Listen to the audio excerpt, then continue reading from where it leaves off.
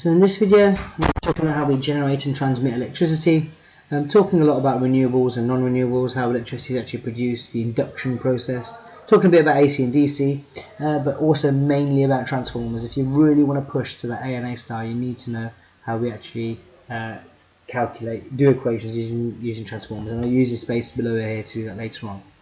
Right, okay, so let's list our renewables and non-renewables more, and then define these terms, current, voltage and power, and then also talk about how we can induce current in a wire, changing the size and direction. So let's go through E, D and C first. Right, it's going to be right at the end of this. On page 13, yeah, there we go. Okay, so power, whenever we talk about power is talking about,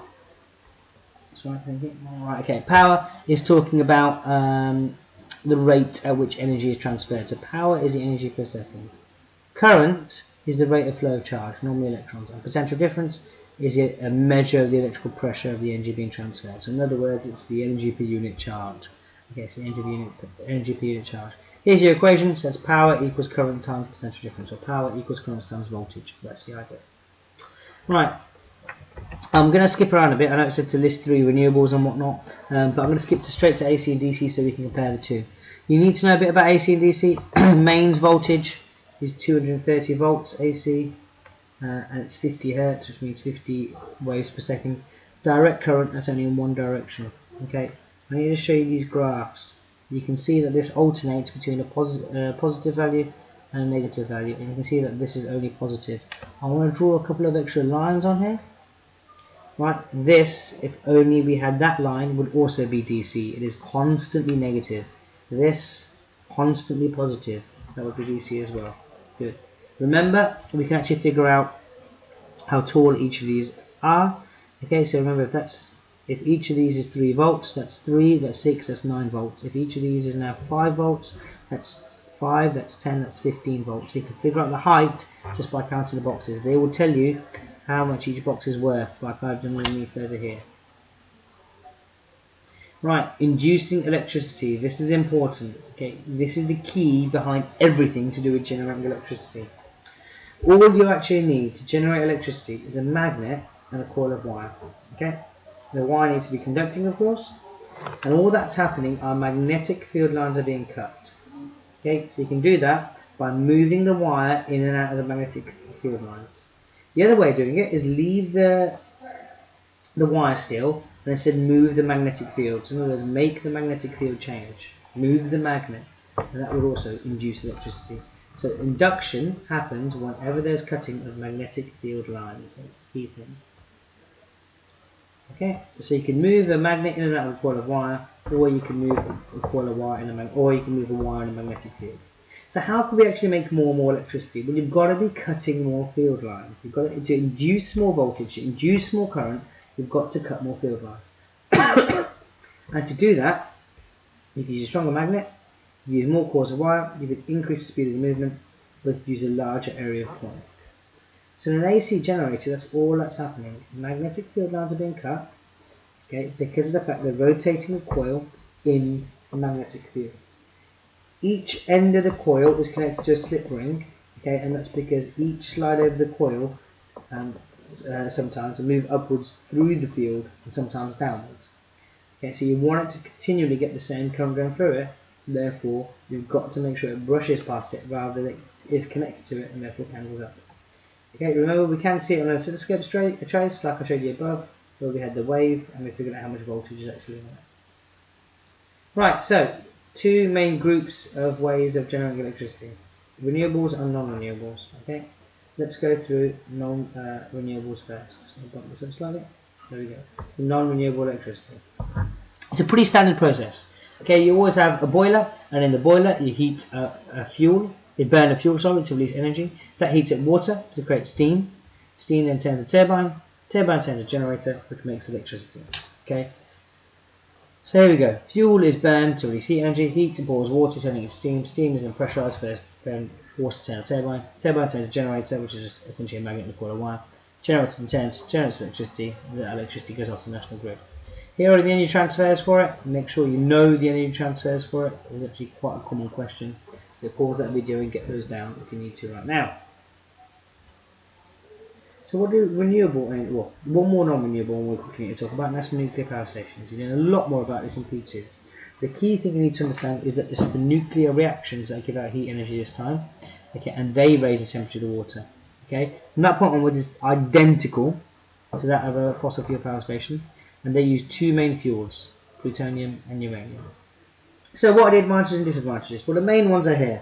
The main advantage of fossil fuels is they can be located pretty much anywhere, and the fuels are easy to move.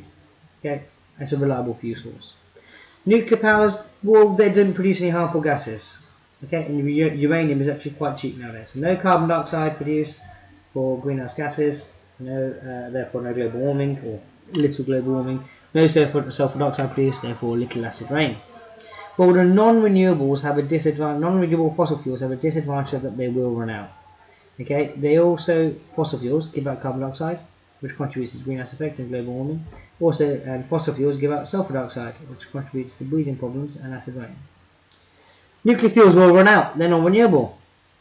The biggest problem though is that if there's an accident, lots of radioactive material could be released. Storage of this nuclear waste is also a problem, and also is a big cost to decommission. In other words, it costs a lot of money to break it down. Alright. There's a whole bunch of renewables. Okay, remember renewables means that they can be renewed or replaced.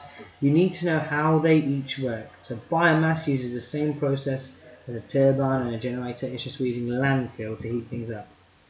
Geothermal sends water underground to hot volcanic areas, which therefore turns out water to steam, and then follows the same process as before. Hydroelectric is where you have a hole in a dam, and water goes through that hole in the dam to generate electricity. Solar panels, or solar cells as they should be called, directly convert sunlight into DC electricity. Tides use the idea of a tide moving in and out to go through a turbine and therefore turn it and produce electricity. Waves use the idea of waves forcing air through a turbine to turn it, and that produces electricity. Wind turbines, well, they just blow directly on the turbine and produce electricity. Just like before, each of these have their own natural advantages and disadvantages. Please do make sure you know them, and they're all listed here. Okay. Main advantage of all of these is they do not pollute the environment. Maybe in setup, but once they're running, they don't. Main disadvantages is that some of them have high setup costs, and some of them can only work in specific areas. You might want to pause this video right now and read through these one by one. The main issues to consider: the setup costs, the setup times, the running costs or the fuel costs, and the reliability of each of these. Okay, because they do vary. Also think about the location and the potential impact as well on the environment. The final thing I just want to talk about is about actually how we transmit electricity around the UK. The way we actually transmit electricity is by using a process called the national grid. What the national grid is essentially a series of pylons and transformers taking electricity from industry from power stations to either industry or homes. So you have the power station, you have a step-up transformer, you have the pylons, you have the step-down transformer, and the home.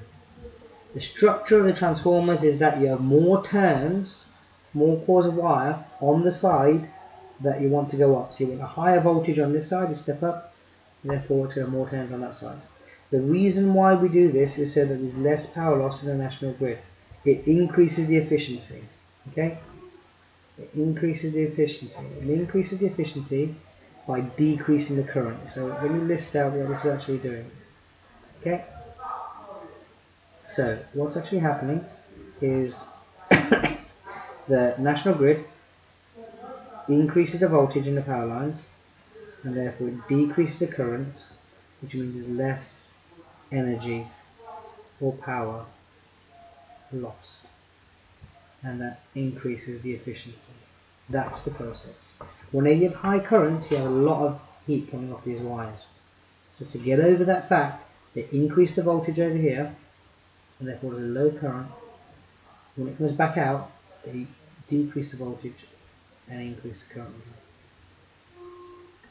Okay, so the last thing you need to know about is this equation over here, which is a turns ratio equation. Voltage across the primary divided by voltage across the secondary is equal to number of turns in the primary divided by number of turns in the secondary. Okay, I'm not going to go through this entire calculation with you, because if I set this work as a homework, I want you to be able to do it, not just regurgitate what I've told you. So I'm going to write up the equation over it and show you which bits go to which part of the equation, and then go from there. The voltage on the primary divided by the voltage on the secondary is equal to the number of turns on the primary divided by the number of turns on the secondary. Let's have a look. The transformer is using a fly killer. There's a voltage of 230 volts across the primary corner. There are 300 turns of wire on the primary corner. And 4,000 in the secondary. State the turns ratio equation. That's what we've done there, and use it to calculate the output PD from the secondary core. But we need to rearrange this. So right now on this side we're dividing by VS, voltage from the secondary. So I want VS on this side. Okay. Now if I move VS up here, these two need to come onto this side.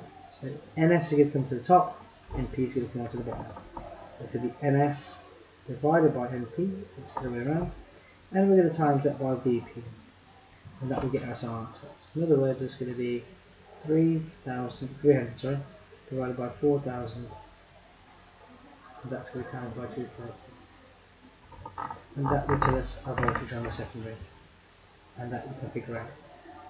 And that takes us to our end of our video on generation and transmission of electricity.